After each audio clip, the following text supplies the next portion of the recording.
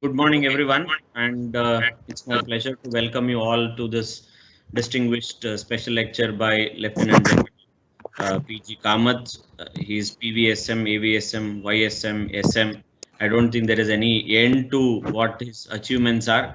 More than anything else, he's been a great friend of our department, and his contribution to India as a soldier, as a coveted officer, as a veteran, is phenomenal. I don't think I've met an officer of his stature with the level of commitment that he has shown. He is a Param Vishisht Seva Medal recipient. He is a Ati Vishisht Seva Medal recipient, Yuddha Seva Medal, and then the Sena Medal. That itself shows the amount of achievements that he has done. Because when he completed, there is a very interesting article. You people will come across. It is in the Pioneer. There was an article that came in. Perhaps very rarely you will see in the national dailies when somebody is retiring, other than those people who are, let's say, the chief of so and so. Apart from those people, when another officer of equally coveted rank and then caliber, when he retires, rarely you will find the media being very friendly to them. There was this article that came. It was very interesting. It was the 1st of April 2013, and the title was "Warm Emotional Send Off to Lieutenant General PG Kamath." And then it talks about, and it simply says that the way he treated his soldiers, the people with whom he was there with, it was an extremely emotional scenario that I was told, and a lot of them shared their what you say, their feelings towards what it was to be under him.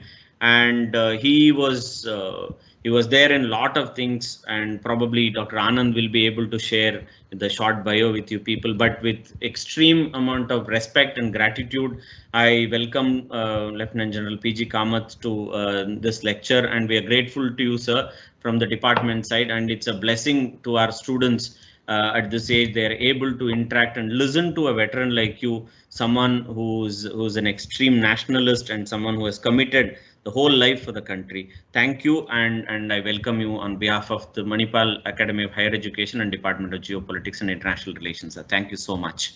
Thank you, Dr. Dr. Anand. Nanda. Thanks a lot. Yeah, okay. I'll just give to the students a brief introduction, a formal introduction for Lieutenant General PG Kamath. Lieutenant General PG Kamath served in the Madras Regiment Infantry, Indian Army, for 4 decades and has active experience in all the frontiers of the country. His last appointment was the commandant of Army War College, where the college trains in junior, middle, and senior level officers to win wars for the country. He also served as the defense advisor to the High Commission of India at Malaysia and Brunei. He has also served in the Indian military training team in Bhutan. He is one of the most decorated officers of the Indian Army and a recipient of Param Vishisht Seva Medal, Ati Vishisht Seva Medal, Yuddha Seva Medal, and Sena Medal from the President of India. After his retirement from the army, he served as the Special Rapporteur of National Human Rights Commission for South Asia, South Zone from 2015 till 2018. He is an alumnus of some of the most prestigious institutions like National Defence College, New Delhi, Army War College, Mao, Defence Services Staff College, Wellington, National Defence Academy, Pune, and Sainik School, Bijapur, and holds MPhil degree from Indore University. General Kamath is a prolific writer on LinkedIn and other publications. He has also written for our Science, Technology and Security Forum. He has read and written extensively on Tibet, China, and other contemporary issues. He is also a motivational speaker with a nationalist and apolitical mindset. He talks on motivation, leadership, ethics, and international issues. So I hope that Kamath sir's lecture will leave you not just with knowledge about the armed forces, but also a kind of an inspiration towards the national security of the country.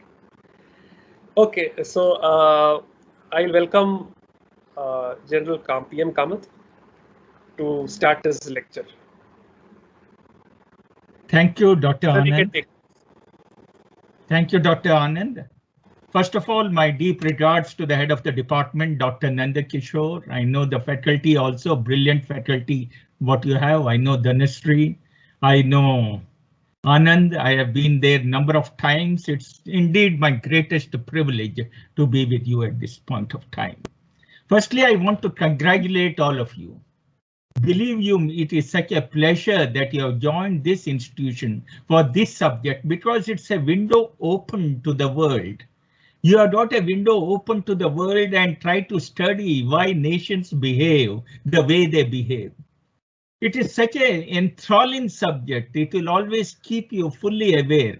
Ultimately, if you see nations behave like individuals only, if you see the psychology of persons, it will be the psychology of behavior of the nations.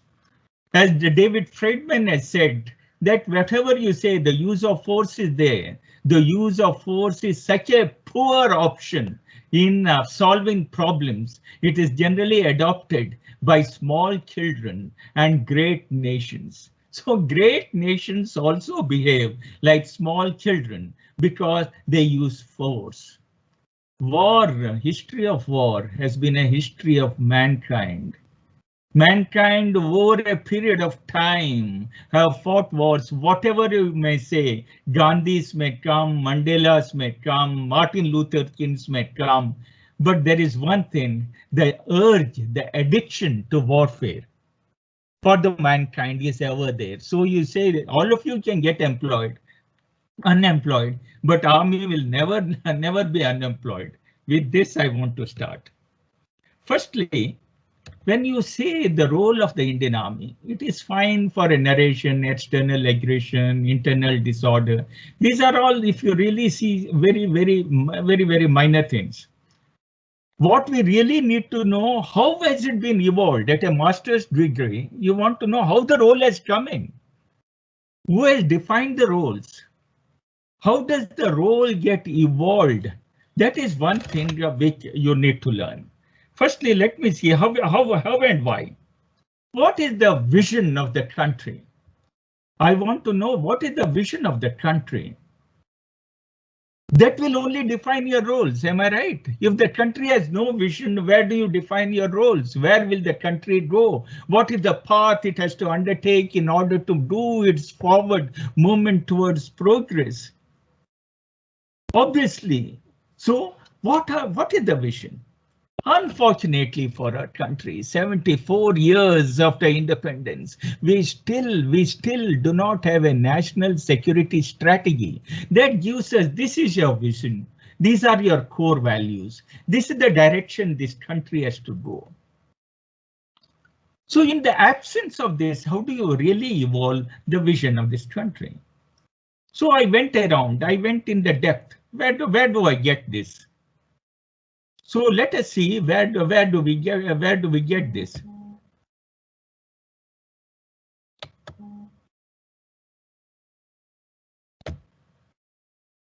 You can see my slide now.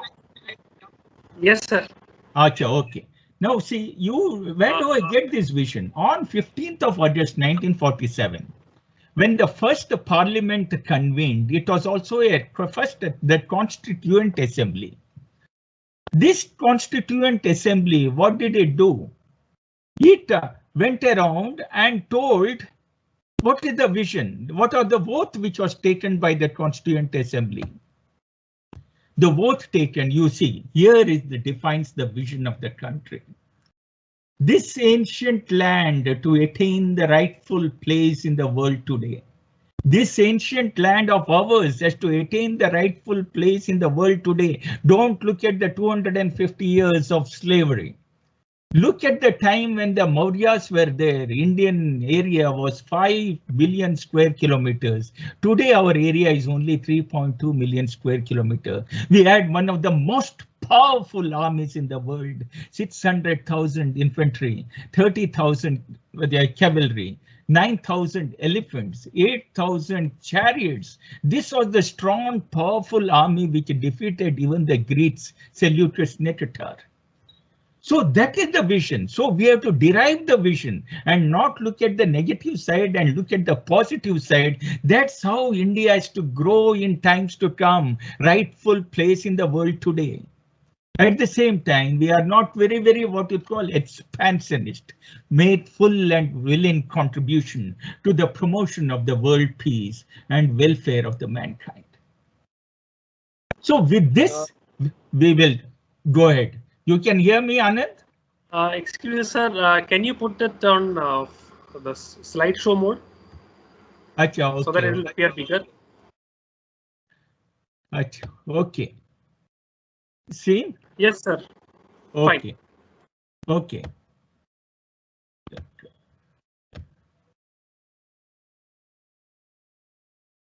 Okay. Now this is what is your Constituent Assembly. Now we come to know where are our core values. We again do not have our core values, isn't it? Where do I get my core values?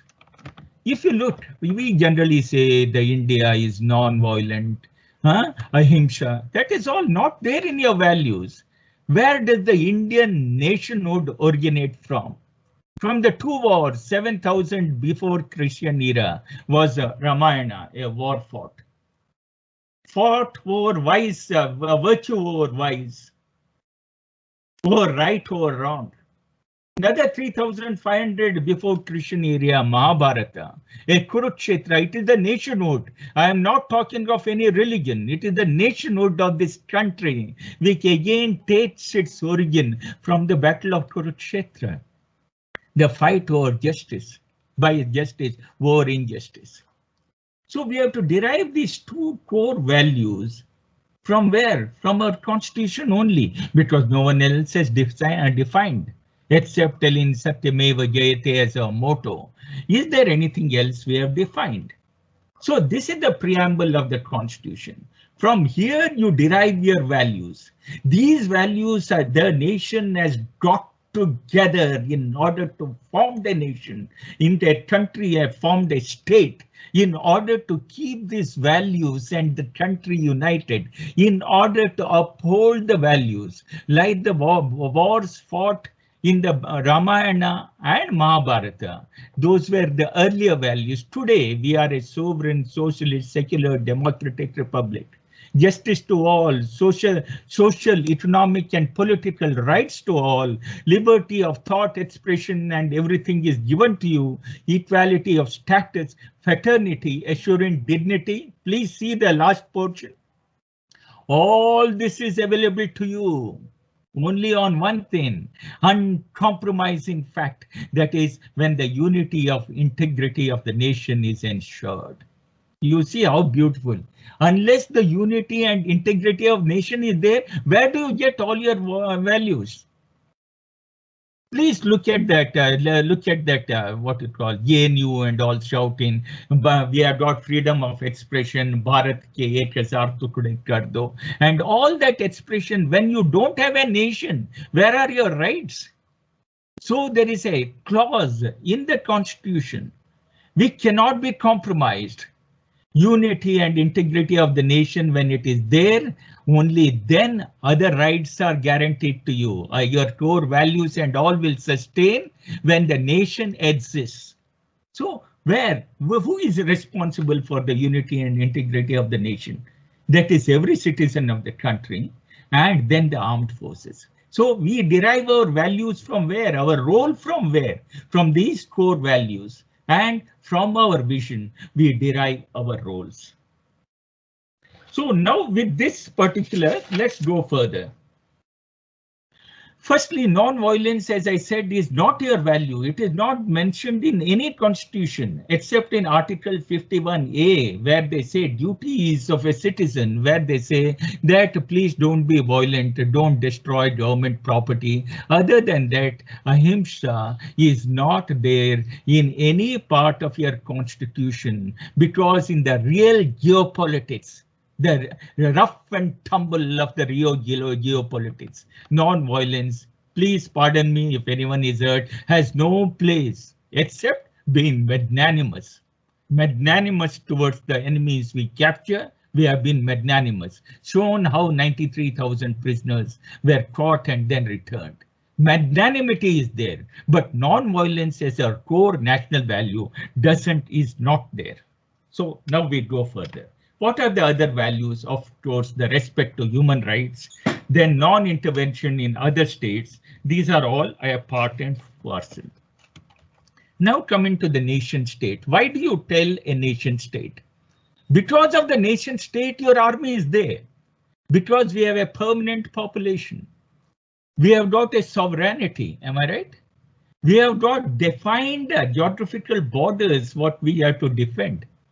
And we have got the government which is legally constituted, and we have got the right in order to enter into foreign relations with other countries. That defines that this is a nation state. Montevideo Convention, Westphalia Treaty, read it on your own, which defines the role of a country, a role of a state. That will define what is the role of the armed forces and army in particular. Next, coming to another thing where army is important in the Constitution. Though I am a bit theoretical in that before I go into the practical aspect of it. Everyone in this country take oath to faithful allegiance to the Constitution. But there is one person who takes oath to protect, preserve, and defend the Constitution. Who is that? That's the President of India. See, he protects, preserves, and defends the Constitution. Everyone, including the Prime Minister downwards, owes only faithful allegiance to the Constitution. How does the President defend the Constitution if some particular government violates the Constitution? What power, what hard power he has? For that reason, he has been made the Supreme Commander of the Armed Forces, and from that flows our orders to see the internal security is also our secondary role, because we are directly responsible to the President, who is our Supreme Commander of the Armed Forces. In case he orders us, we are also responsible to the orders given by him to preserve, protect, and defend the Constitution. Every officer of the Indian Armed Forces and Indian Army takes an oath that we will go by land, sea, or air at the peril of our life and limbs to where? To any orders, legal order, to any orders given by the President of India or any senior officers placed on top of me. So every single officer vows that I will respect the orders of the President and the senior officer who is placed over me. If that says, how does the President protect, preserve, and defend the Constitution? Article 34 tells that a martial law is also possible in this country if the people or whatever, because we are responsible to the people to ensure that Constitution is being, the writ of the Constitution runs in this country. So Article 34 martial law, I will not further dwell on it. You please read it on your own. National security. National security, you know, security is like air. When it is there, you don't feel it. When it is not there, you shout. You grasp, oh, there is no air. Similarly, when the national security is there, you don't even feel that the security is there. We have got a 15,000 kilometers of land border, 7,500 kilometers of coastline, 2.5 million square kilometers of exclusive economic zone, over 1,000 islands. We are being defended night and day, 24/7 into 365 days. By the threats emanating from the land, from the sea, from the undersea, from the space, from the air, and from the cyber, in order this country functions. So that is called national security, that a country can function, it can take decisions as it wants in pursuit of its national interest, because this country is secure. So that is national security. What does George Orwell say? People sleep peacefully at night because rough men stand vigil to do violence on their behalf. So that's what it is. There are people who are guarding you. What does Clausewitz say? There is a trinity. What is the trinity? The people, most important, then the government, and then the armed forces, faction. These three combined together wage a war. So we don't wage a war, we get the political direction because we are a democracy. The power is with the people. The people give the power to the parliament.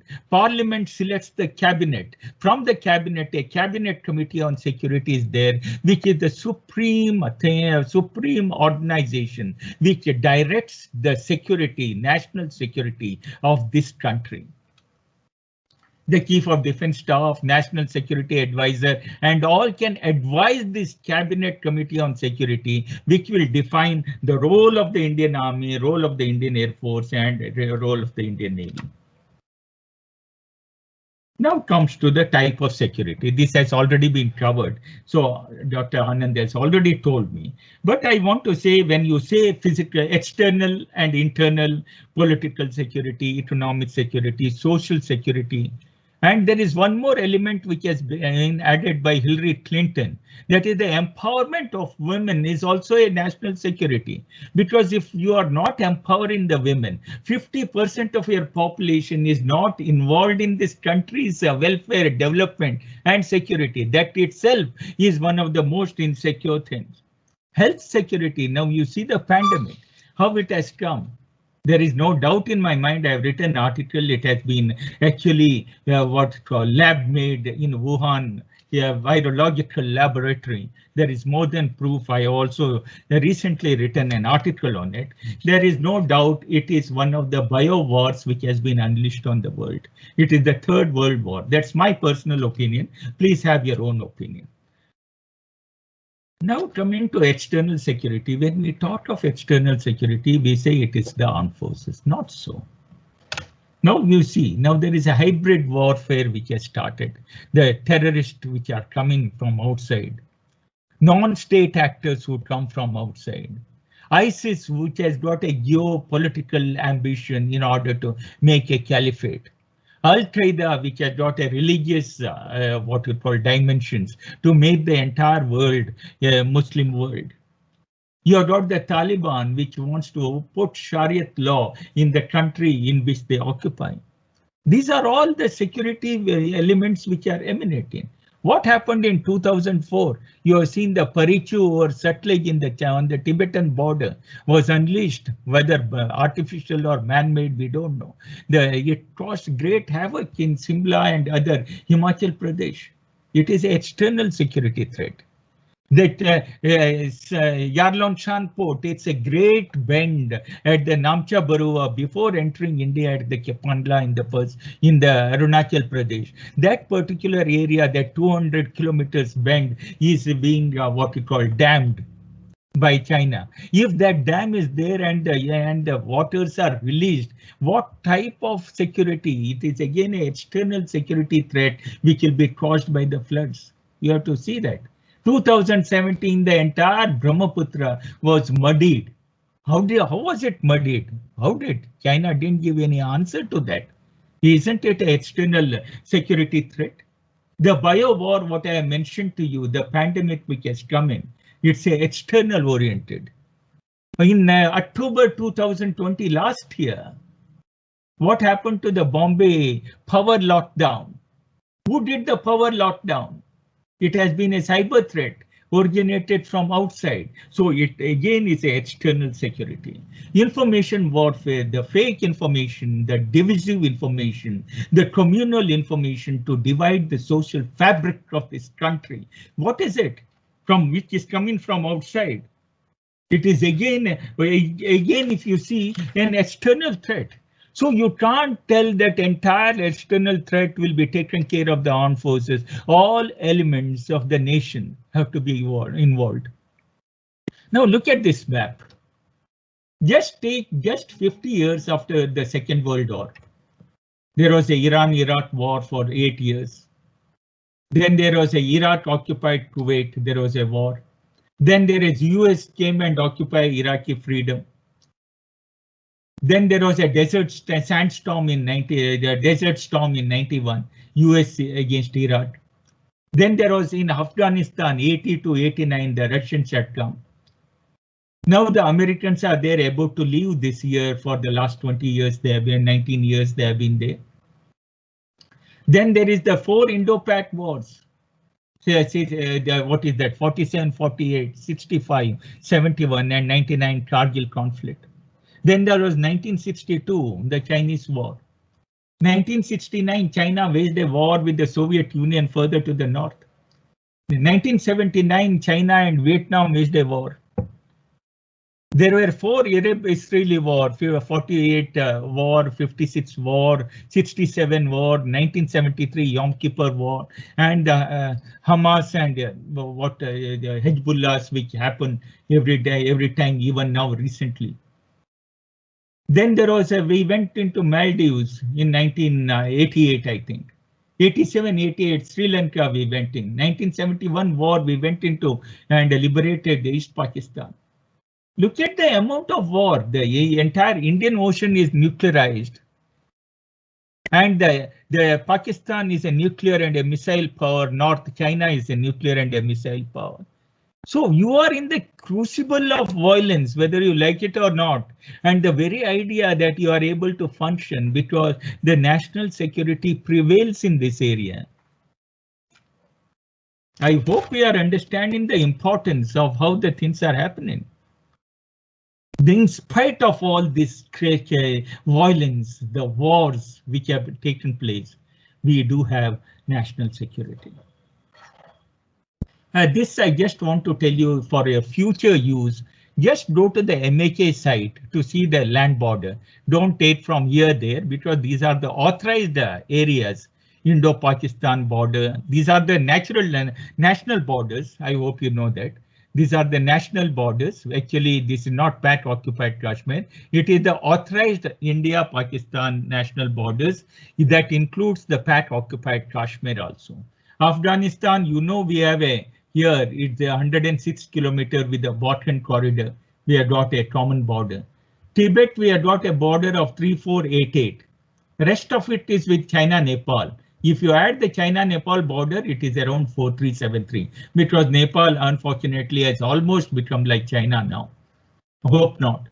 Then you come to Bhutan, then India-Nepal border, then the Myanmar border, Bangladesh border. You have got 15,106 kilometers of land borders, which the Indian Army has to defend.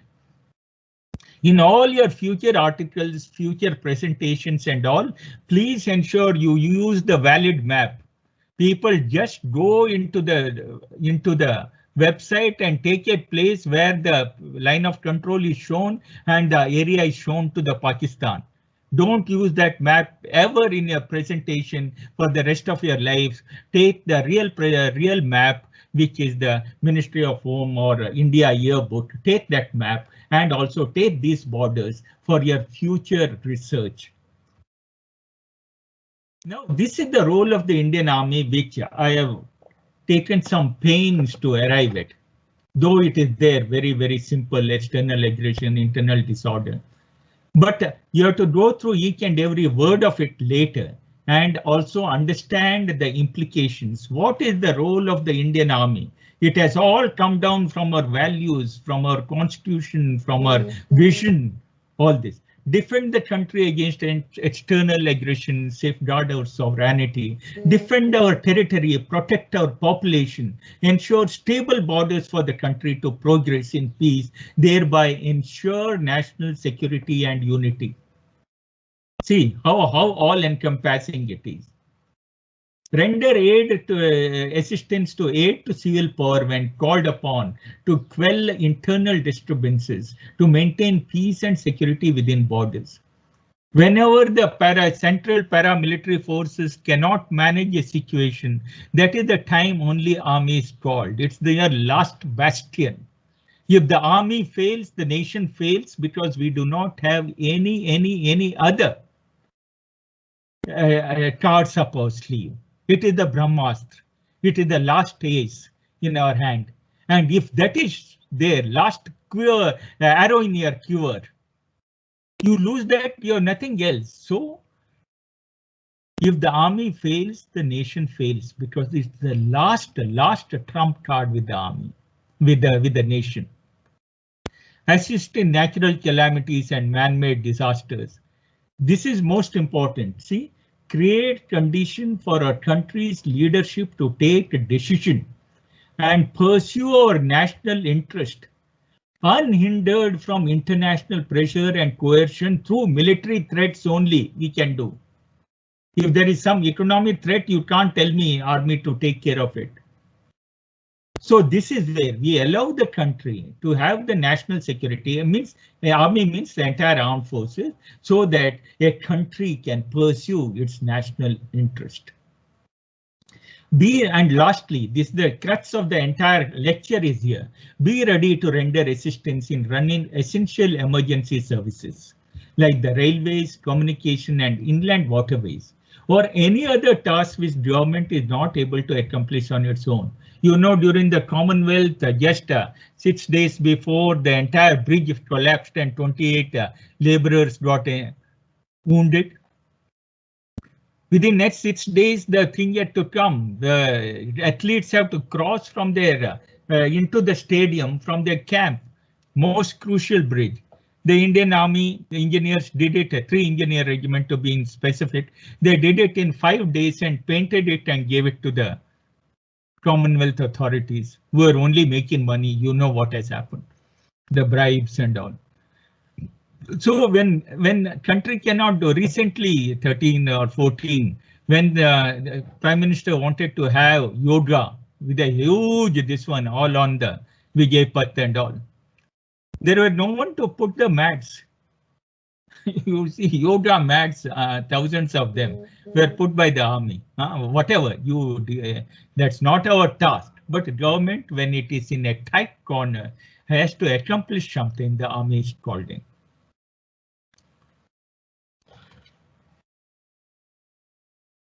Now, since the independence, we have been involved in so many. I am not including this, the natural calamities, the floods in Uttarakhand, the cyclone in down south, or I'm not including that. I am telling you only of the operations. Right from independence, you know, soon after independence, the Indo-Pak War 47-48 in J&K broke.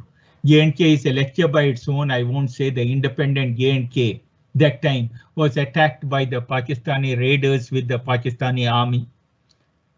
Then the Junagadh.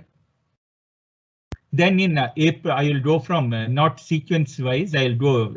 Then there was what you call, if you know, there was a conflict in April 1965. When Ayub Khan wanted to try out his new tanks and the saber jets, what he had got, instead of going on a main offensive, he came on a small offensive out here in April-May 1965 in order to test his weapons, where only police force and were guarding it at that point of time. 1971 Naya Chor, we went deep inside Pakistan in the Barmah Desert. Punjab, both in 65 and 71 there were wars. Then there was a Shakargarh Bulge war. Then there are a number of J&K, the lesser said it better, 47, 48, I may forget some of them, don't mind. Then there was what you call Siachen in 1984. Then the valley, you had that insurgency broke out in 1990. Then you had in Ladakh 2 times, the 2021, the wars which took, whatever the skirmishes which took place. Then you had in the Nathula 1967, very famous battle where Chinese really were slaughtered by the artillery, though we also had incurred casualties. Then you come to the Arunachal Pradesh, the very badly lost in 1962.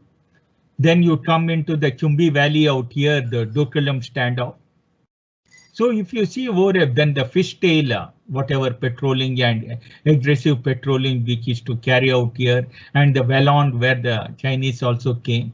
Then the insurgencies in Nagaland, Manipur, Mizoram. You remember that? And in Assam, the Ulfa and the Bodo 1971 Indo-Pak War. I don't know whether you know, about 6 months before the 1971 war, anti-Naxal Operation Steeplechase took place out here against the Naxalites, where the army cordoned the whole area and the entire Naxalites were wiped out at that point of time. That's called Operation Steeplechase. Then again in September 1948, when Hyderabad wanted to be independent, and Operation Polo was launched, though it was called police action. It was only the Indian Army which went in, and it took 5 days. 1961, the Goa operations, 2 days, where we captured, where the Portuguese were thrown out. Then you know the 1987-89 Sri Lanka, where the Jaffna was liberated. And then you know about the Maldives, where we restored the government. So all these actions, Kargil, I forgot, in 1999 out here. So all these operations which took place have actually ensured, please have no doubts in the mind, as far as you leave the Indian Army apolitical and satisfy their basic needs, so they will fulfill their task. With 40 years in the Army, I'm so proud of this organization. So proud and so humbled by the brave soldiers that we have, that I feel that if at all God has blessed me, is to give me this career out here. Now coming to the nuts and bolts, because when you talk of the Army, we talk Army as one cogent whole, which actually it is. But there are different actions which have to be taken place. So then there are one from the left. Anand, you can hear me, or I am out of touch? Yes, sir. You can be heard. Okay, because I don't see much. Oh, okay, here is that these three are called the combat arms. Once again, infantry, armor, and mechanized infantry are called the combat arms. Because India has got a terrain, a different terrain, which I'll show you the photographs also. So different arms and different combined forces are required in order to fight. These are called artillery, air defense artillery, engineers and signals are called as the supporting arms.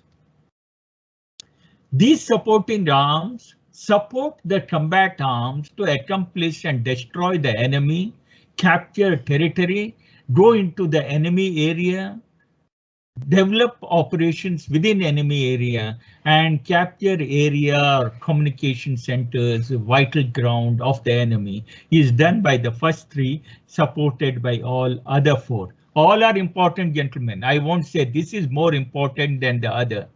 Everyone's role is defined. It's like a watch. Even if one part doesn't function, the watch comes to a halt. The entire war machinery moves on everyone doing their particular job. It's different parts, different wheels, different cords, different gadget wheels. It is there. Each person has to do his job. Army Ordnance Corps to give us what we call ordnance supplies like equipment, weapons, spare parts. EAC to give us logistics and ammunition distribution to the combat arms. Then the electrical mechanical engineers for looking after our vehicles, radars, electronic equipment. Army Medical Corps, everyone knows. Army Dental Corps, everyone knows. Remote and Veterinary Corps. We have got the mules, you know, which ferry in the mountainous terrain, ferry logistics up where the roads are not available. So there is a remote and veterinary corps looking after. Army Education Corps to give educational training to the Jawans and even officers in the training academy.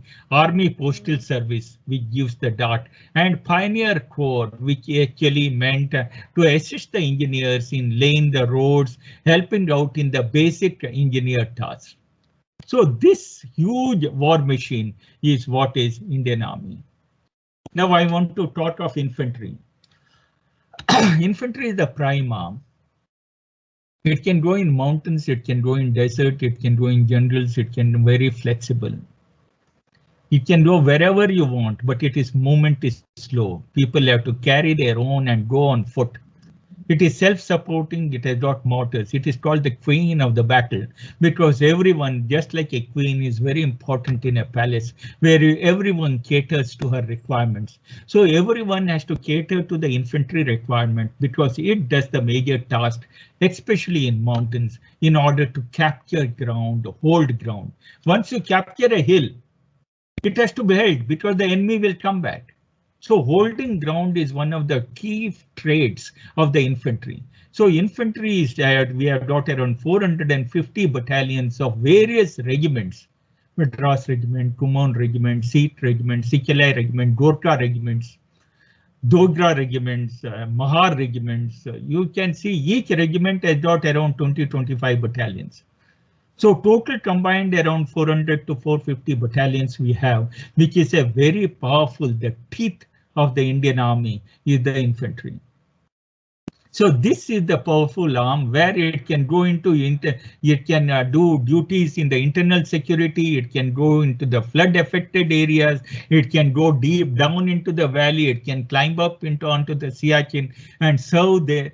You know, the flexibility of the human, that man, the man behind the machine, the flexibility of the human anatomy to go into different terrains and survive, the survivability and the human endurance which is required to carry around 50 kgs of load and go 40-50 kilometers each day and then occupy ground and hold it against the enemy trying to lodge attacks against you, against artillery fire, get injured, but others will carry on. The very nature of infantry, that fighting machine, which is absolutely, it cannot be beaten, except the human will has to prevail in order to keep the cohesion of infantry together to fight and win wars. So this is what is infantry. This is another infantry where the sniper sits down. You can't see the sniper. He waits for hours together in order to have a pot shot at the enemy VIP. Here are the infantry soldiers, simple soldiers, absolutely sturdy, absolutely what you call love for the nation, love for their unit, and each soldier look at in his eyes, there is the honor that I should win the war.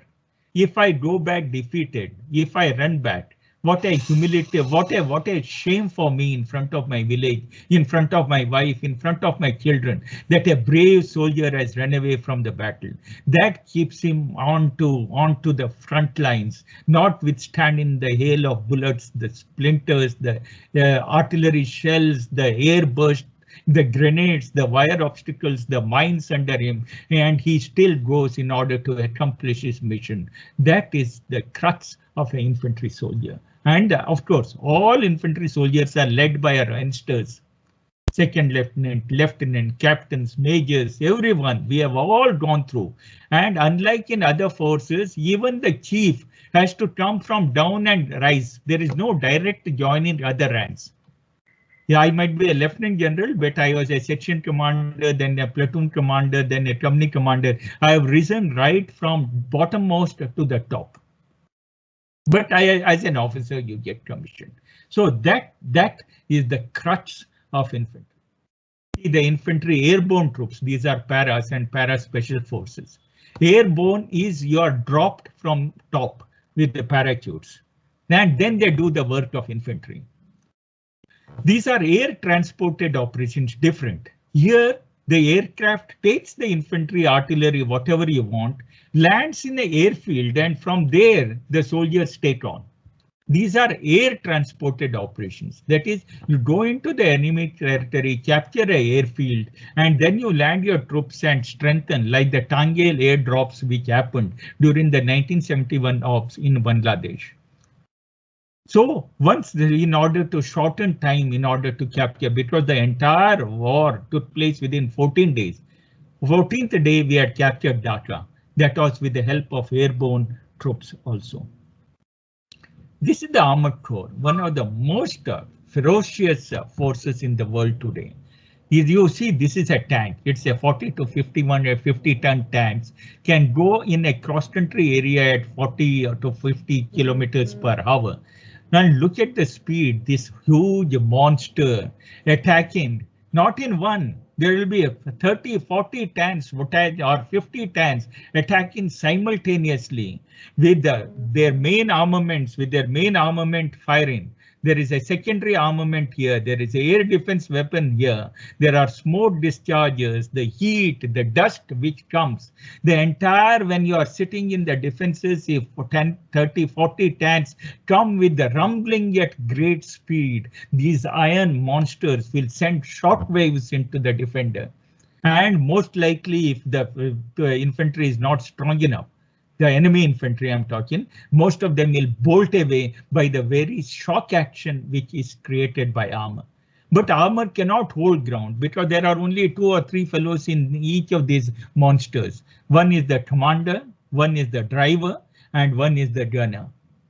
That's all. One person. Earlier there was a loader also. Now because there are automatic, this main armament is 105 millimeter. It's a big gola. It can fire rounds and just destroy whatever comes in its path.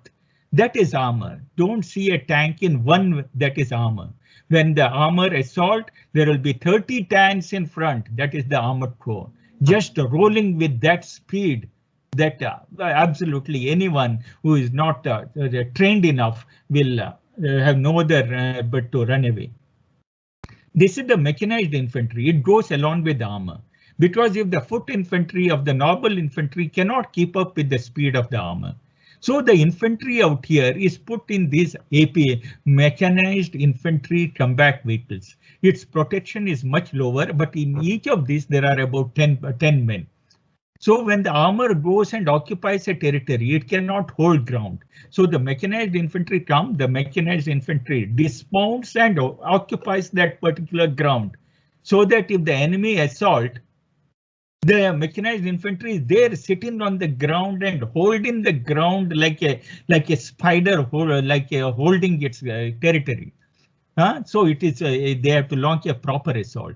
So the armor and the mechanized infantry operate together in order to see that the speed and the momentum of the armor is not hindered because the infantry is not fetched in.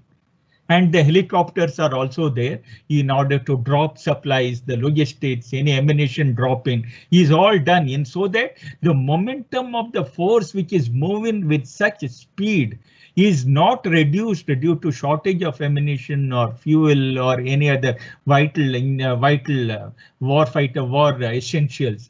Or not water, anything is there, it comes and delivers, and this huge force moves with that speed into enemy area. These are the field artillery. Each field artillery gun has got a range of 35-40 kilometers which it can go, which can fire. The Bofors 155 millimeter. 155 is a huge bore, you understand? That is the artillery shell. And each of the artillery shell, there are propellant charge which takes it, and the bursting charge which actually goes into the target and burst. That's 10 kgs of TNT. In a medium gun. Just imagine you put 1,000 cells onto the objective. 1,000 cells into 10,000 kgs means 10 tons of explosive is put on the objective to destroy the enemy infantry so that our own fellows can capture. So that is the potential, and this is not used in one. This is used in one regiment has got 18 guns, 2 regiments, 3 regiments, 4 regiments, 5 regiments. 5 regiments means 90 guns would be firing. You can imagine the amount of TNT which will be unleashed onto the objective to destroy it. See, the modern day war is quite devastating. It just, if you are attacking and suddenly a soldier next to you who is attacking just evaporates in the air. He will be broken. If an artillery shell falls nearby, he is blown into smithereens. His only parts and subparts, some bones and something will be there. So that is the power of the artillery. So this is again a howitzer 777 which we bought it from US. The howitzers have got a higher trajectory. You can see the particular projectile leaving. Guns are flatter trajectory, howitzers are higher trajectory. They can go over mountains or a hill if the enemy has to be tackled from behind. This is a self-propelled artillery, because artillery is generally towed. There are certain like artillery, not all, it will be very costly to move along with the armor to give it artillery support. If you keep your guns within 30 kilometers, 40 kilometers, the guns have been outstripped. So we need certain guns which has to move along with the armor, isn't it? So that the momentum of the armor is not doesn't fall, but it should not stop due to lack of artillery support. So here you see they also move on the tracks. Cross country, they don't need roads. They'll follow the armor about 4-5 kilometers behind. Whenever the armor is engaging the enemy, it stops and rains the TNT on the enemy. That's why it is called the self-propelled. It can propel itself. And these are the multi-barrel rockets, the Smerch. Do you know its range? It is up to 90 kilometers. 90 kilometers you can take rockets and fire. And these are, of course, Prithvi ballistic missiles, only 150 kilometers, but with which can explosive 1000 kgs of explosive, 500 to 1000 depending upon the range. That would be the Prithvi. These are all comes under the artillery. Then these are the weapon locating radars to know where the enemy RT guns are. When they fire, they straight away say the enemy RT guns are behind this particular hill. Once you get the location, our own RT will ensure that they are destroyed. So these are the weapon locating radars. And these are the air defense guns, 23mm twins, which fire at a very fast rate, 3000 rounds per minute, 6000, 4000 rounds per minute, which try to, when the enemy aircrafts, fighter aircrafts attack, they cannot really hit because it's too fast for the aircraft, but it will be a very high deterrent. The fighter aircraft will avoid this particular guns. This is the Shilka, see self-propelled, you can see the self-propelled. These can move along with the armor formation and give it the air defense cover. These are our Akash surface to air missiles, 35 to 50 kilometers of range. It can engage enemy aircraft and self-seeking. It is seeking, once you put it, it will seek the target on its own. This is a beautiful photo of how infantry in Operation Hope. I don't know how this slide has come, but all the way. They didn't dare to evacuate the civilians were in the floods. So that youngster thought, how the hell do I do it? These are all ladies and women. So he made a human bridge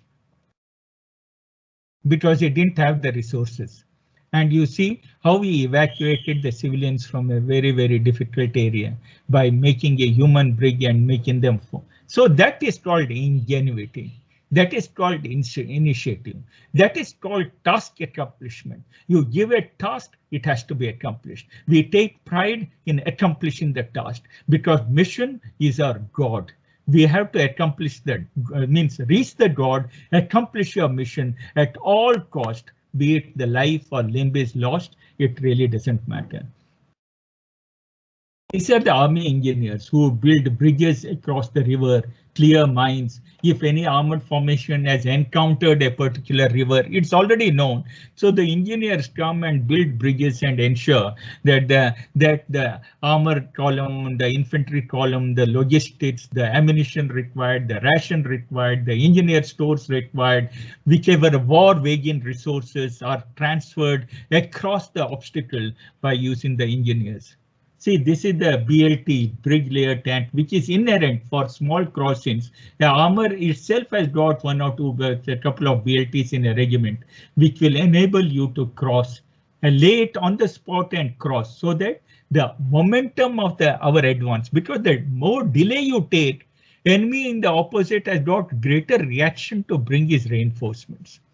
So every armor operations has to be fast, swift before he realizes we have to hit his objective, isn't it? This is the Army Signal Corps, which provides this communication, the radars, everything is provided. Now I come to the Rann of Kutch. I'll come to the terrain. If you see our map, 1 minute, please. Where the hell do I go from here?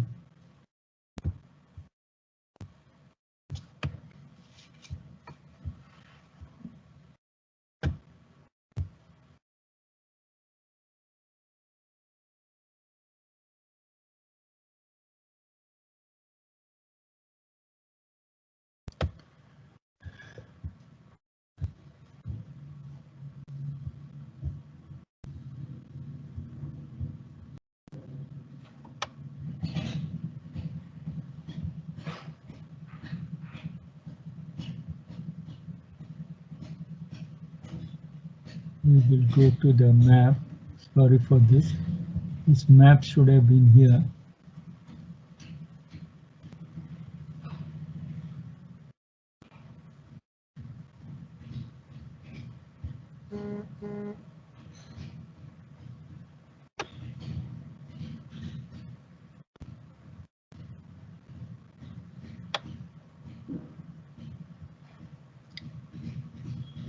Okay, let me skip it.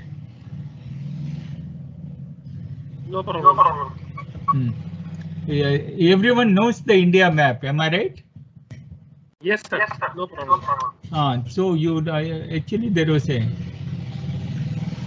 I will use this map.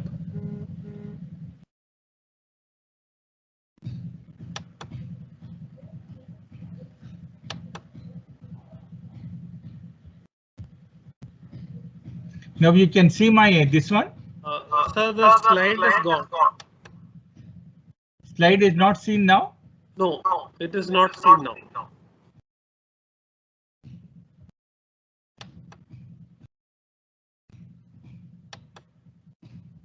Now? Have you seen the map? Yes, sir. Now I'll what you call, yeah. Where the hell is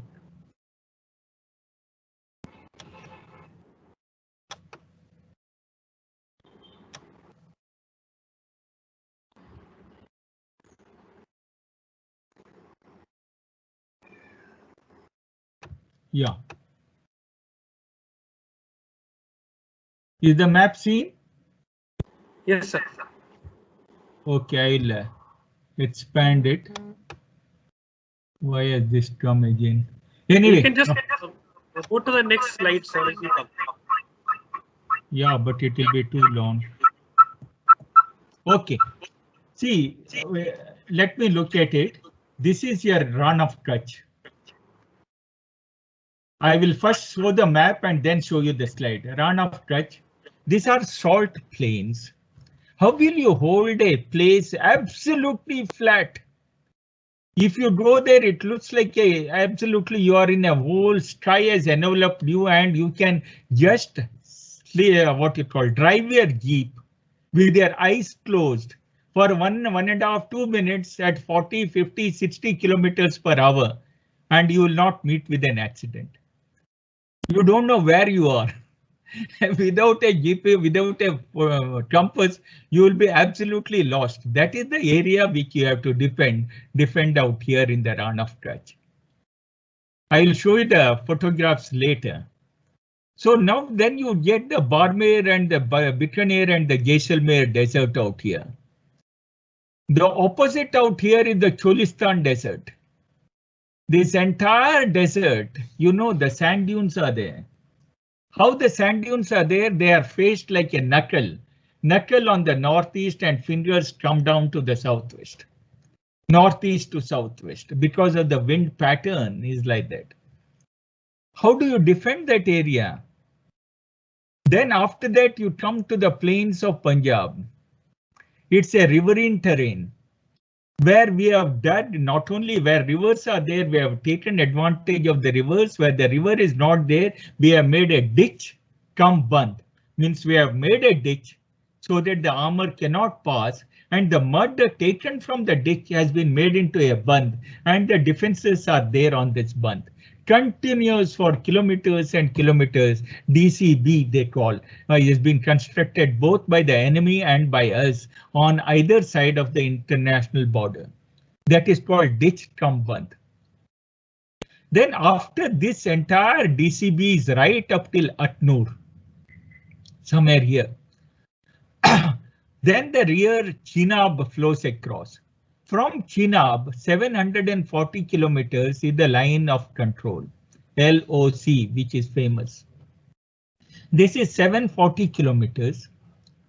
And at this place, it ends in a place called as NJ9842, which was there in 1972 after the war. A line of control was there. Actually, ceasefire line came in 48, but the same ceasefire line was converted into a LOC. And it was surveyed and signed by both military officers of both India and Pakistan at 9842. Now, the point I'm trying to make is from Chump across Chenab, the Kalidar Mountains, because the line of control is actually, this is Pak occupied Kashmir, by the way.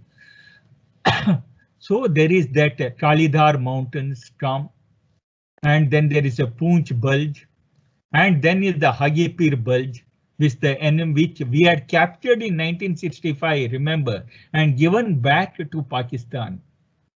Don't ask me why, it infuriates me, because I was the commander in the Poonch Brigade later. You can see on the top a prominent bulge of the Pakistanis with the Hagipir, and other side is Uri, and this side is Poonch. So this particular brigade I commanded. Then you go further and it ends at NJ 9842. Okay. At 9842, then is the Siachen starts. With this brief of what you call, we will see only the oh, here is the map which I was trying to see. So here is this one, and then the Ladakh, then is the Himachal Pradesh border with the Tibet. Then comes the Uttarakhand borders, the Devbhumi, what you call that Kedarnath, Badrinath, Gomukh, and all are here. The entire Ganges is within our territory, whereas the Indus and the Sutlej originate from Tibet. Then is the Nepal, then is the Sikkim. Then see the famous Chumbi Valley. I have served in Sikkim and I served in Bhutan. I've seen the Chumbi Valley from both sides. And here is the famous at this tip is the Doklam Plateau. Then you come to the famous Tawand, which was the birthplace of 6th Dalai Lama. So China wants that Tawand very much in order to show that they are friendly, and they are friendly with the Tibet, which they have invaded. And here is the famous Brahmaputra called as Yarlan Shanpo, the great bend which I told you at Namcha Burwa. You can see it here. This is the Namcha Burwa bend of 200 kilometers and enters into India at the Kepangla called as Siant. And these are the two fishtails in contention. And then is the Burma border. And these were insurgent areas. Still, Manipur is still insurgency is there. Arunachal in Assam, there is still that Paresh Barua faction of the Ulfa. And Nagaland, the talks are still going on. Mizoram, it has been contained and peace has reigned in. So with this particular aspect, we will go further.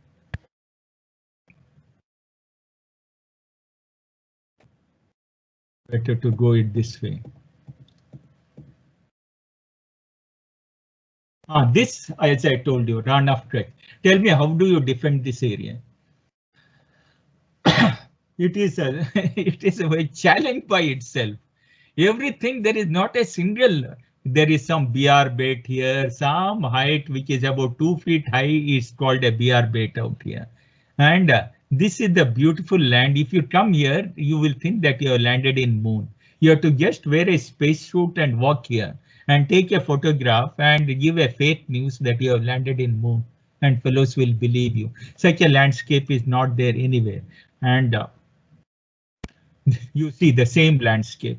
So during the western part of the Kutch, Rann of Kutch, the waters of during the high tide, even the sea water comes. This entire thing is salt pan.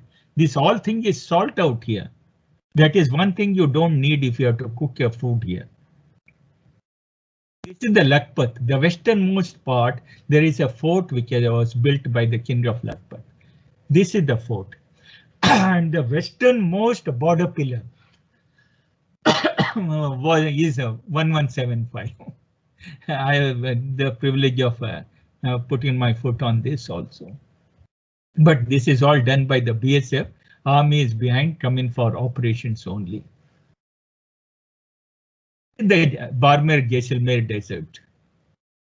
How do you hold this? You have to understand, whenever you see you see how do I hold it? So each area has got a different way of holding and different way of offensive. We hold water, communication zone, water source on those important things which the enemy has to come before he progresses operations in our depth. This is after certain bushes and all have come. You can see a small lake out here. This is the water. This entire area would be dependent upon this water source.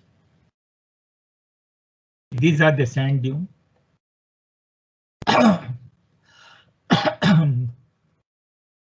Look at the beautiful, look at the waves. Waves are caused by the wind. This, how do you hold this? Just see the challenge of holding. So infantry armor have to adapt themselves to the terrain. Nowhere in the world a country has so many landscape as we have. Sorry. And this is the ditch cum band, I have told you. Though at places it is much better than this. Here is the ditch, so if the enemy has to come, he has to go into the ditch, then climb up on the band, and we'll destroy him on the other side because he has to use this, he has to cross this obstacle system. Similarly for us, on the enemy side, also they have made a ditch cum band, DCB. This is the riverine terrain where a mechanized infantry, I hope you know the mechanized infantry combat vehicles is an amphibious vehicle. It can go across by floating. But the tanks are not amphibious. These are the mountains which are starting from Kalidar, Rajouri, Poonch, and they keep on gaining height when you go further to the north. At the Gurez and all, Kupwara, it races in heights. This is the famous Siachen.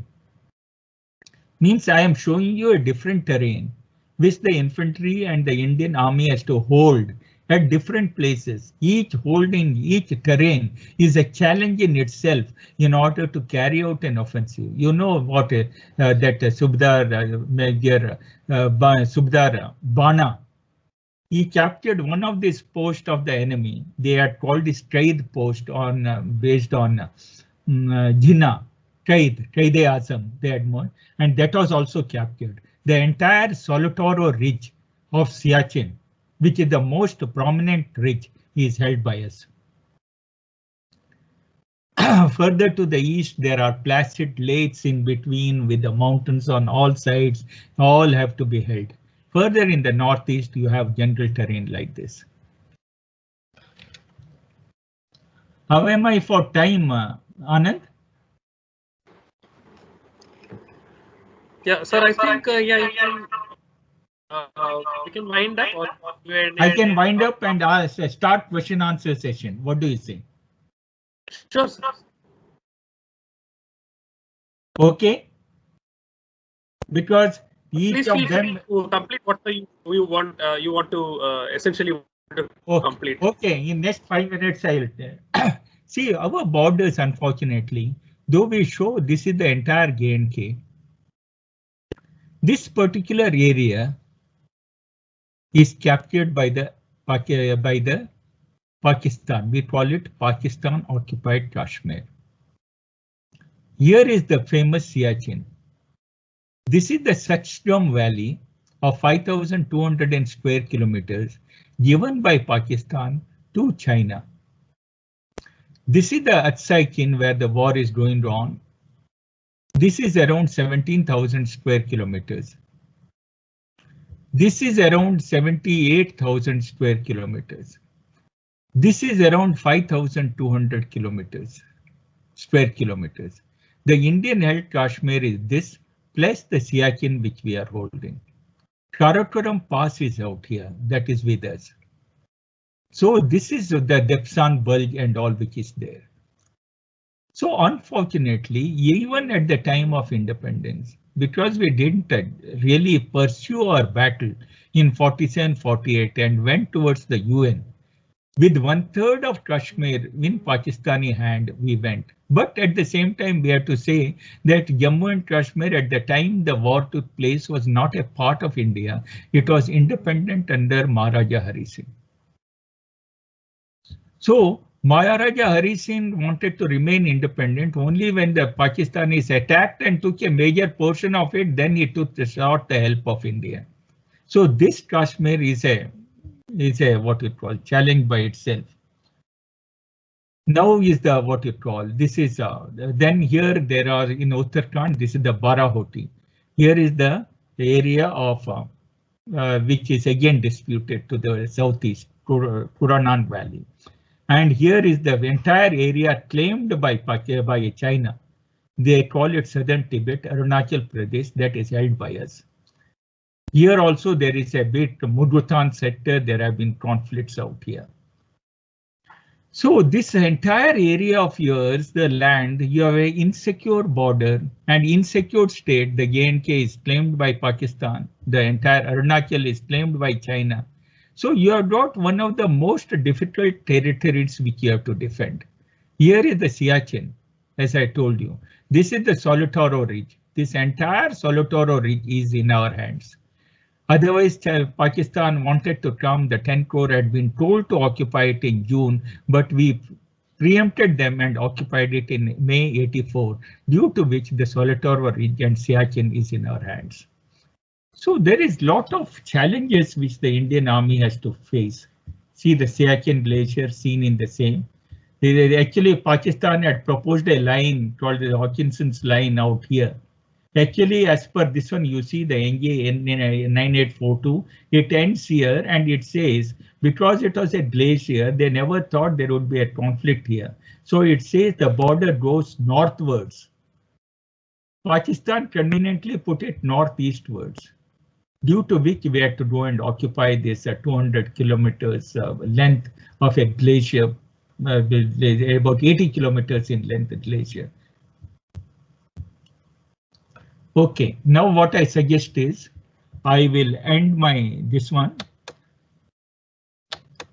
I am open to question.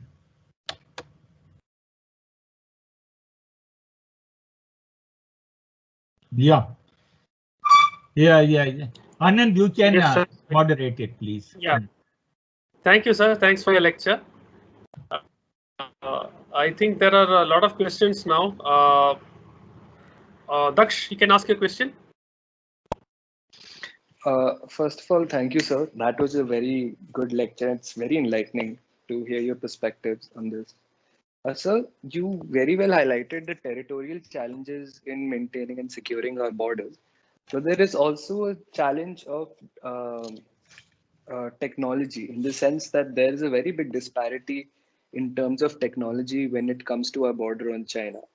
We see that China has managed and weaponized and used its technology a little more efficiently. So then how does the army contend or deal with this technological disparity? Is it that we can only overcome this by more investment from the civic leaders? In that case, how does the army convince the civic leaders to invest more in defense? And the second, I wanted your opinion on the fact that there is also a narrative that the army has a very large wage bill and a pension bill, but going by your lecture, the territorial and the geographical complexity requires a large army.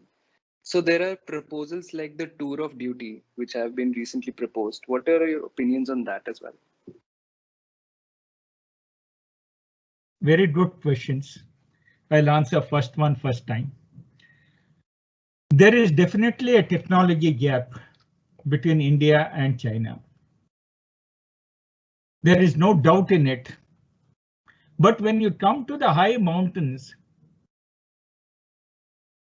it is generally the man behind the machine which counts hell of a lot. You have to climb, you're 22,000 feet high. If you have to capture Kailash range, 18,000 feet, you have to climb up. We have been lagging in this one because the Indians do not have a strategic vision. As I have told you, we have failed. We don't have a national security strategy. Let alone the other 70 years, even during the, I'm sad to say, even during the NDA term, NDA 1, there were defense ministers who never understood. You know, we came down during Sitharaman's time and Jaitley's time to 1.44% of the GDP to the defense budget. Only when you have a strategic view, that's why I told you there is a political objective and based on it, a military objective. A military strategy has to be tailor-made in order to attain the military objective, which ipso facto will get you your political objective.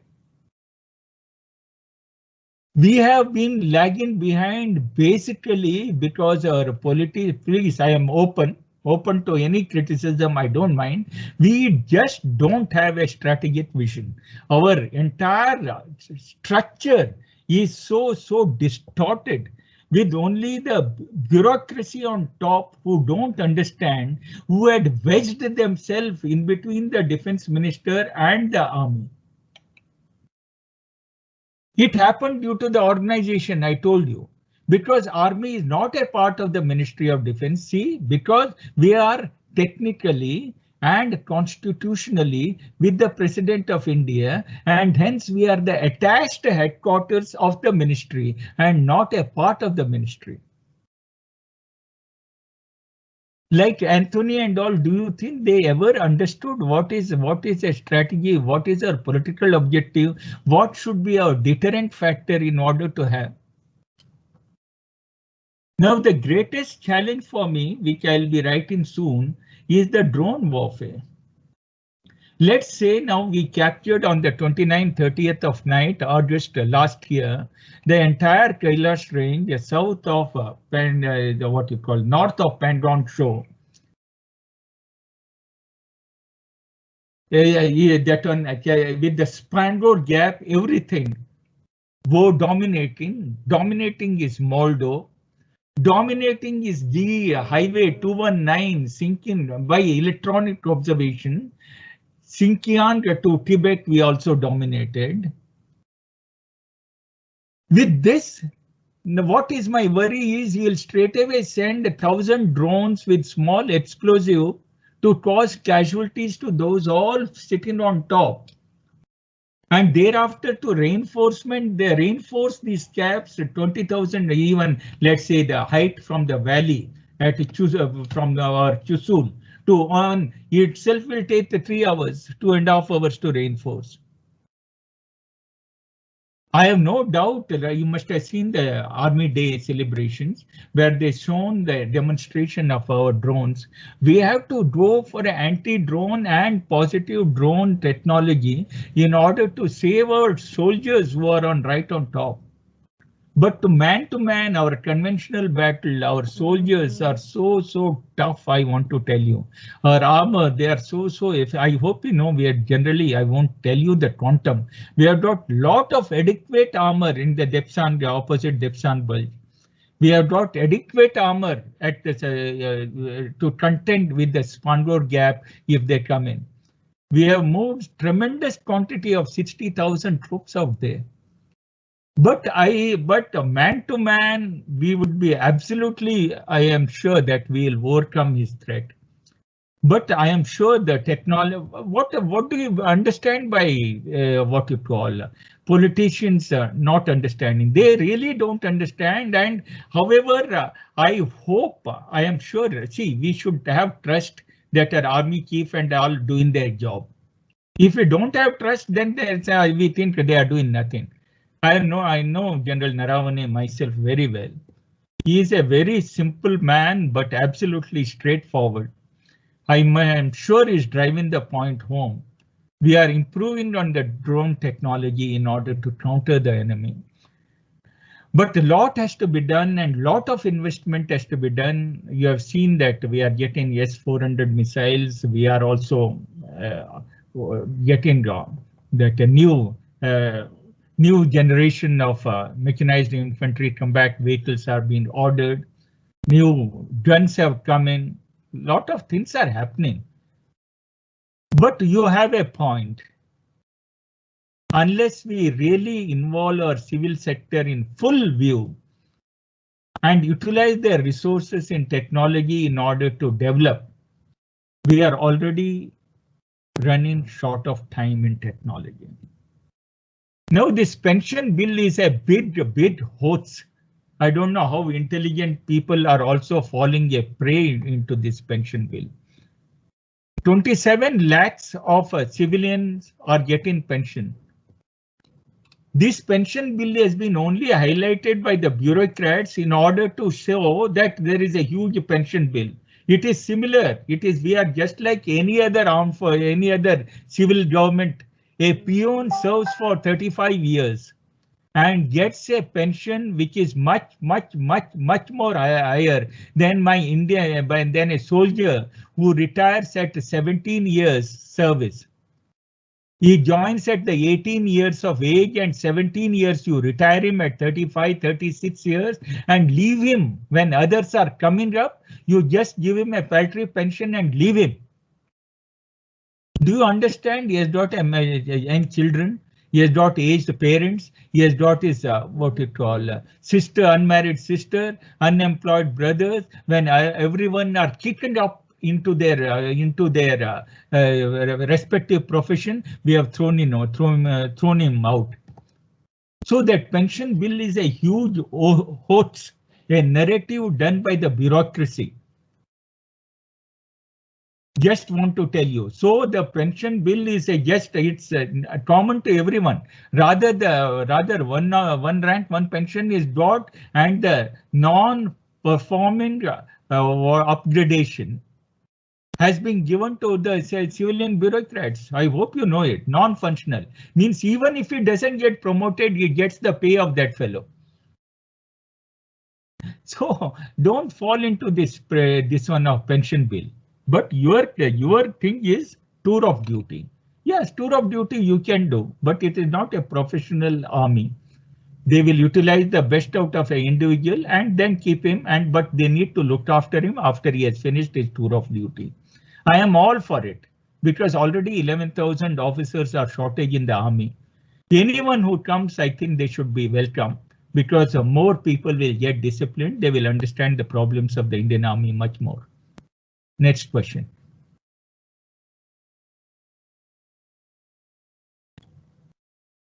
Yes, next question by Kiran. Good morning, sir. Thank you for that lecture, which gave us a holistic view on the Indian Army. My question is regarding the procurement process. In spite of India having a large industrial base in terms of defense manufacturing, be it the ordnance factories or DPSUs, we still somewhere lack in self-reliance. Is it a problem of execution, or as you earlier stated, is it the problem of the lack of political will? India imports 70% of its defense requirements, 70. That is one of our biggest weakness in becoming a big power. When you talk of strategic autonomy, I'm not trying to say everything you have to do, but you should have at least the amount around 30% should be only your import, because every technology need not be invented, right? Means reinvent the wheel, you say it need not be done.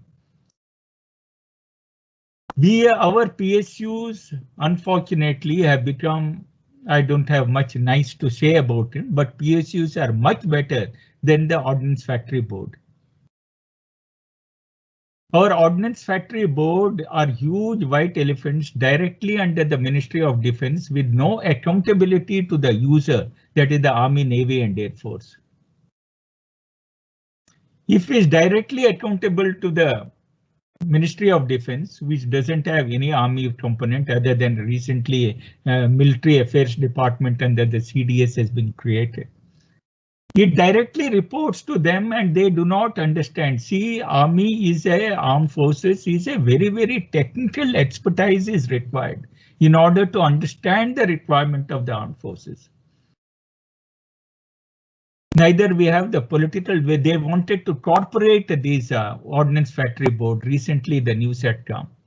And there was a huge agitation against corporatization because they want to do their work in the same pace. So many ammunition pending, critical ammunition, you know, recently the article had come, everyone knows what criticality. The number of accidents which are taking place due to faulty ammunition, especially in the last year and all, it came in a big way.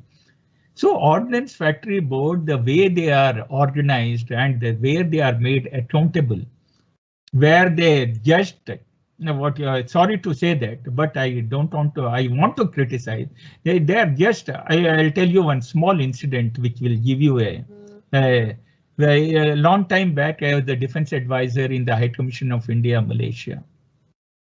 There we made there was a defense exhibition, and our Ordnance Factory Board brought their 7.62 ISAP some rifles, whatever. I will not even name the rifles. These rifles were supposed to be, and with great effort, that time Prime Minister Mahathir Mohamad, I liaised with the army this one and ensured that Prime Minister comes to our Ordnance Factory Board in order to see that weapons which we have made 5.56 inches are good, whether the Malaysians would like to buy. As I thought this fellow should be ready, as soon as Mahathir Mohamad comes to the stall, he tells him, sir, here is a cap for you. Here is a model for you. Here is a pen for you. Bloody man, you go and tell them what the weapon is, what is your characteristics, what are you doing, and he then puts a visitor's book in front and tell him to sign it, and his job is over. Once that there are hundreds of stalls, I have brought him out here, my dear, why have you not told? He told, sir, I don't know anything about this. Because I am going on retirement, I did not get any chance to go to a foreign country. So the Ordnance Factory Board detailed me to go just as a reward prior to my retirement. I hope this short story will tell you what is Ordnance Factory Board is, where their ethos is. Nothing more to comment. Next. Yes, next question by Shravan. Good afternoon, sir. That was a wonderful lecture. Sir, in the beginning, you were of the opinion that it was whatever the pandemic was a bioweapon or World War III. Sir, what do you think might have been the objective? If it is a bioweapon, if it is developed in a lab, what do you think is the objective behind it and behind what is going on now in the world? That's a good question. See, you have to understand, as I told you, the psychology of a person determines the psychology, the action of the particular, that too in a totalitarian society, totalitarian government like China. You know the details, am I right? 2012 in the Mangyong caves, 6 people were sent to collect the feces of the bats. And RTG, some whatever. All out of 6. RAT, yeah, you can tell Anand. And these 6, 3 died. 3 were survived. That particular virus, as Anand, Dr. Anand says, was identified and isolated. Then there was a gain of function program which was there in the Wuhan Institute of Virology. And in the gain of function means they made it a human-to-human transmission. Thereafter, obviously, a leak, deliberate or otherwise. I have written 3 articles on this in order to tell you exactly. 23rd January 2020, there was a lockdown in Wuhan. 24th January, a lockdown in Hubei. But all international flights everywhere from China kept on going across, and 430,000 people went to United States itself. The first international patient was on 13th of January. Only on 14th, the 14th World Health Organization said a limited human-to-human is possible. In spite of that, they took so much of delay. The total deaths in China is less than 5,000. And the total deaths across the world is more than 3.5 million. 171 million have been affected. Economies have crumbled of everyone. At the same time, they have shown that there is a alibi, that we have also suffered. What they have suffered is absolutely marginal. You know what it is.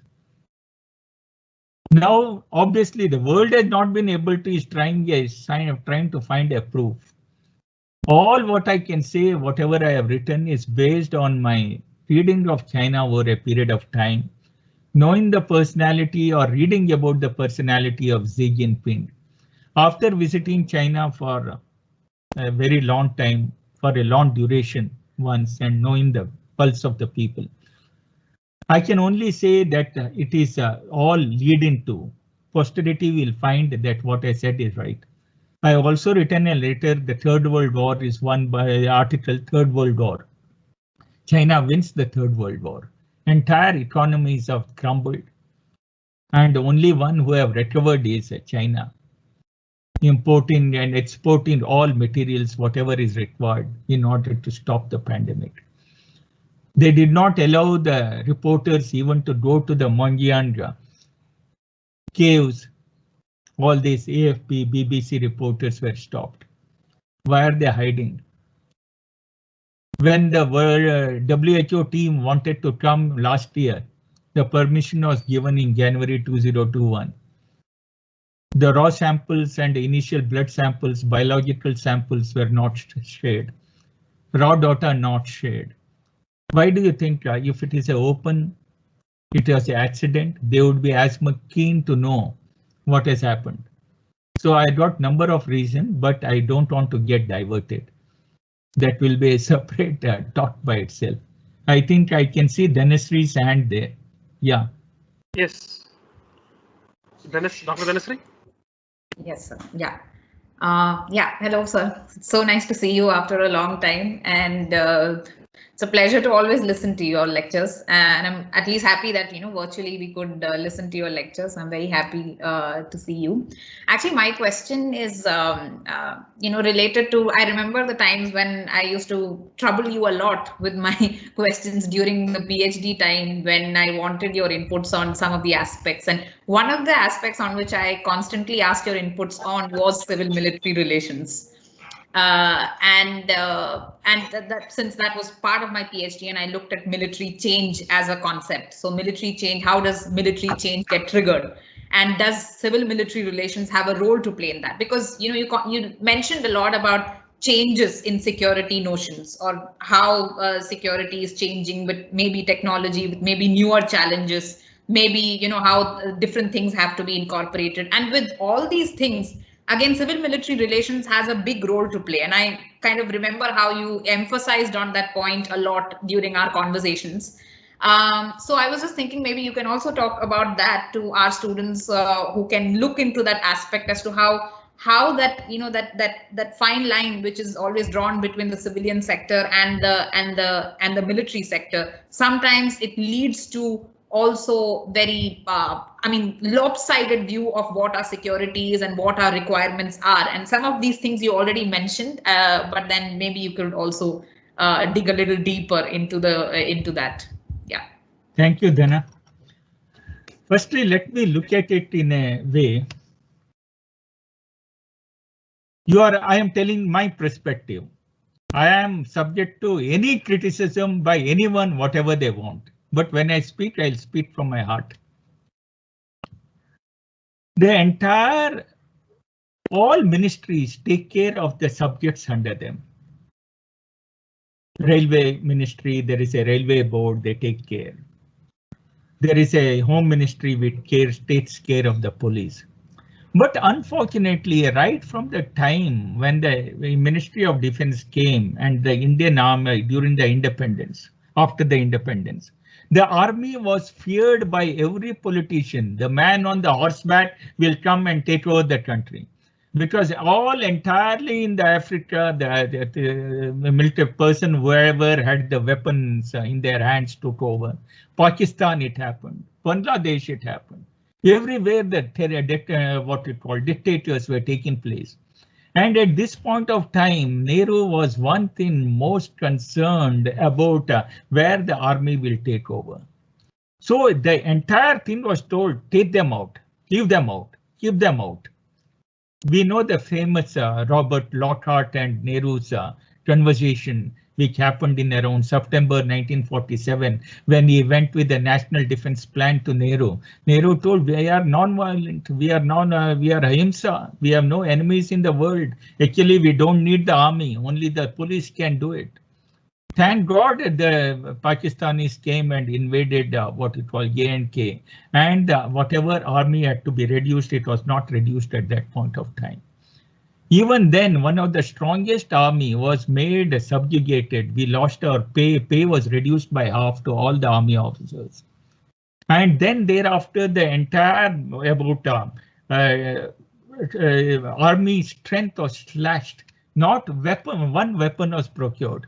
Only equipment that was procured was 1949 Jeep, when the High Commissioner of UK was Krishna Menon, and there was a scam.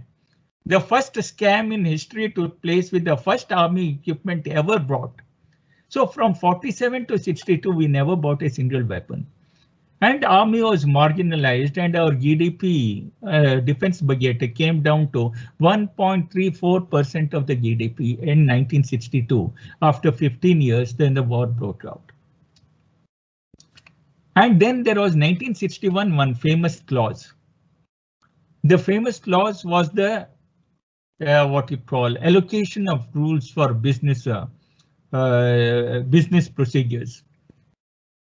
That was in 1961, where they said the entire defense of the country was handed over the responsibility to the defense secretary.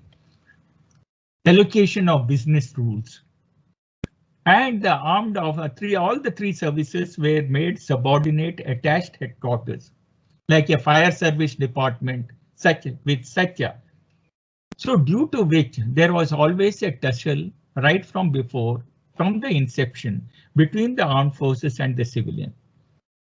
Obviously, the civilians, please, they are also a part of us. We as a country has to progress together. I have nothing against them, but there is an inborn man to man. We have never grown. They had a jealousy that see they are wearing a nice uniform. They have got a mess.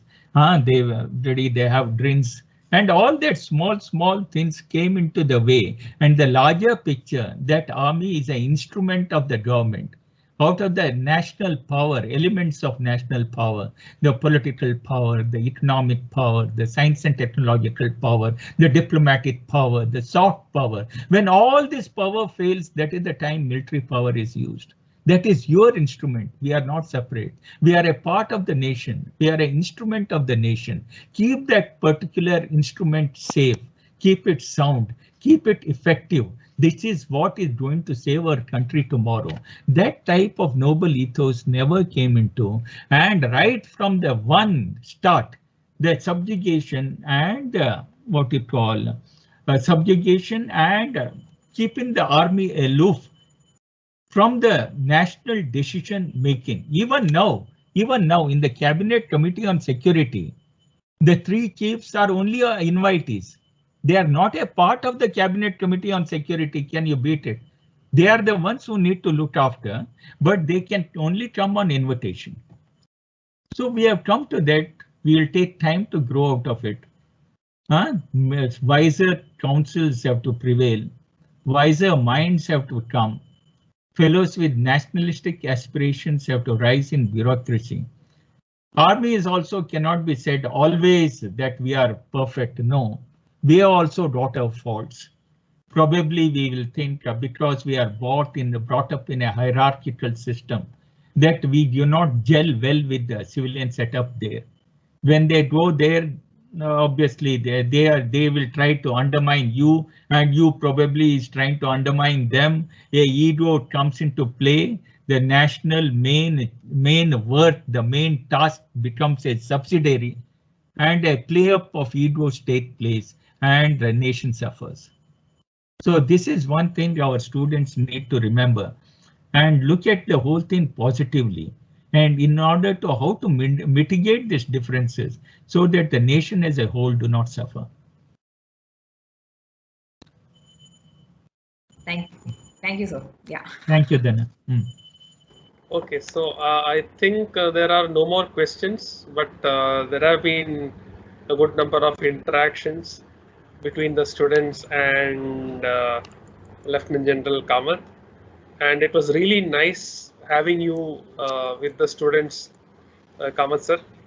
We would really like you to come here physically, and I really thank you for taking time out of your schedule to speak about this very important topic. And I know that it would have been a big value addition for all the students who are listening to this, because while listening to your lecture, you not only get some information, but you also get a feel of things, and also get a lot of things to think about, ponder about, because a lot of things people kind of don't discuss out much. You give a very provocative kind of a points for discussion and thinking. So I think this is a big value addition for all the students here, and I once again thank you for coming for this and delivering this lecture for us. Thank you. Thank you. Thank you, sir. And I still many a times think that more than you standing at the podium and talking to our students, they should surround you and you should sit in the middle and talk to them. That's something that I always have dreamt of since I heard you for the first time. So I anticipate there would be a day that they will get that feel to be around with you, and they will have a complete different perception of a person coming from the forces. If they directly interact with you, they would know what type of a person you are. Sir, extremely indebted to you and for your time and the passion that you show, and it's an inspiration to the generations to come. Thank you so much, and we look forward to having you here. And many more thanks to you, sir, on behalf of Manipal Academy of Higher Education as well as Department of Geopolitics. Thanks a lot. Thank you, Dr. Andrea. Take care, sir. God bless you all.